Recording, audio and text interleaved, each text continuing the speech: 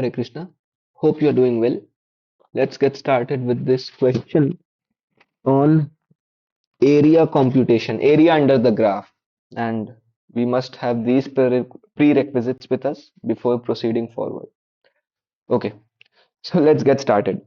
I find this funny because the question makers have given you the point, the 0 to x naught, and you have to find the area under the graphs in this region. But they have not told you the point. It's as if to extend this question, they have given you a roundabout way that the point x naught must be the smallest positive number, which is a root of this polynomial. And that's why they have just extended the sum, but it's simple. You take the x common, you notice that it's quadratic, and then you can easily factor it out and see that 3 is the smallest positive number which is giving the polynomial to be a 0. So x naught is 3. Now, what we want to do is check that these two graphs that we need to investigate from 0 to 3, how is the difference behaving? The reason is, suppose if this difference is always say less than equal to 0 in this 0 to 3 region, it would mean that the graph G is always on top and F is always at the bottom. And when we integrate, we will integrate it accordingly.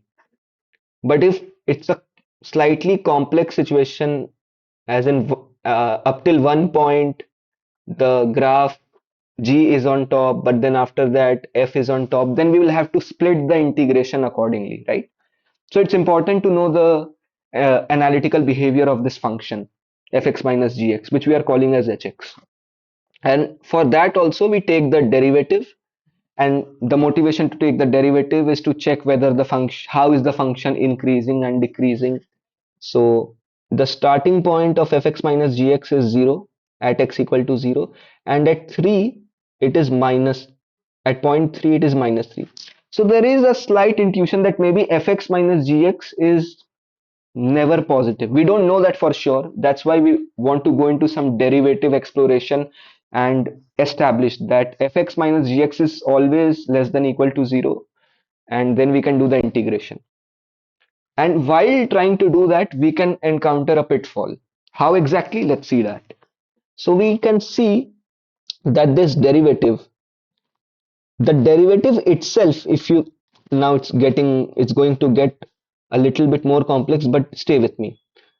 The derivative itself is increasing, right? Because if you notice from 0 to 3, it's a quadratic, and when you take the derivative of the derivative, you will see that h double x is always greater than equal to 0 in that range.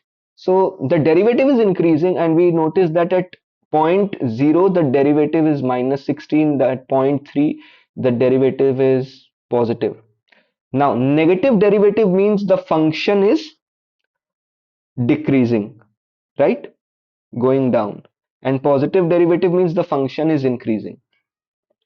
So what it means is throughout this journey from 0 to 3, first the function hx, which is fx minus gx, that is decreasing, and after some point it starts to increase. And then we can get excited and try to find, okay, what is that point? I shouldn't have called it x naught, maybe some other variable name, because x naught is already taken, but we understand it's like we are trying to find that point in between where the derivative is becoming 0. But the pitfall over here is, even though we do find it, if it looks complex, it's not a complex number, but it involves irrational numbers. That's why it's more complex than usual.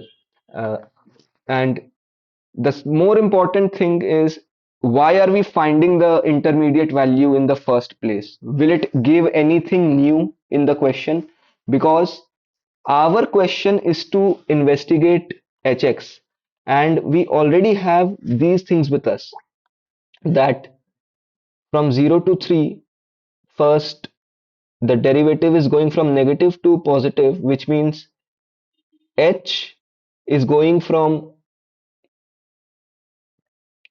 this point 0 to some negative point, but then the negative, after that it starts to rise, right? But the thing is, even though it starts to rise, when it reaches 3, it's still not big enough to cross the 0 thresholds, because we see that it's minus 3. So we know by the exploration of this derivative that the function hx, which is fx minus gx, is always less than equal to 0 in 0 to 3, which means when we come to the theory of area under the curves, we are essentially going to integrate fx minus gx, sorry, the opposite, gx minus fx, so, because that is the positive quantity over there, and by simple definite integration, we get to the answer. The main crux over here is to understand the analytical behavior of this function in the interval and then carry out the integration accordingly. That's all. Hare Krishna. Now, going beyond the syllabus, Krishna has started speaking to Arjun, but in some sense, Krishna is speaking to every student watching this. So, what is now Krishna trying to say? That these feelings of happiness and distress, they are not permanent. They come and go and they must be tolerated.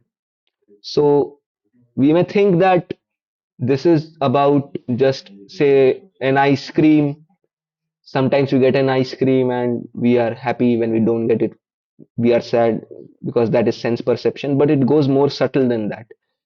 Someday we get a good mock exam score, some days we don't get a good mock exam score. Those are our happy days and these are our sad days, right? But in both situations, essentially what Krishna is saying, that don't get too much obsessed about your good performance, be grounded over there, and when you get bad performance, then also don't get demotivated. Be a little bit tolerant in these situations, and we'll also see why Krishna is asking us to be tolerant in the next video. Take care. Hare Krishna.